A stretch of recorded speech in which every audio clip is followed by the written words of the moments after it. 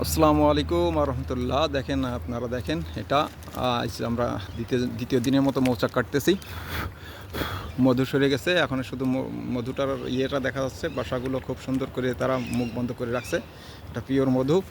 তো এটা এটা কাটতে গেলে আমরা পুরোটাই কেটে নেব না। অনেকে এটা পুরোটা কেটে নিয়ে এদের যে চাকে বাচ্চা থাকে, বাচ্চাগুলো মেরে ফেলে আর কি। আমরা শুধু আমরা শুধু এই চাকটা কেটে নেব, মানে মধুর অংশটা কেটে নেব, বাকিটা থেকে যাবে। মধু আমরা বাচ্চাদের জন্য অল্প স্বল্প কিছু রেখে দেবো, যেটা পরবর্তীতে এই বাচ্চারা খেয়ে বড় হবে এবং এদের বংশবৃদ্ধিতে সাহায্য করবে, মানে বংশবৃদ্ধি হবে এবং আমাদের এদের বংশ রক্ষা হবে। আপনারা যেটা অনেকেই দেখেছি তারা পুরো চাক কেটে বাচ্চাগুলোকে মেরে ফেলে। কাজেই এদের দিন দিন এদের সংখ্যা কমে যাচ্ছে, এতে প্রকৃতির দারুণভাবে ক্ষতি হয়।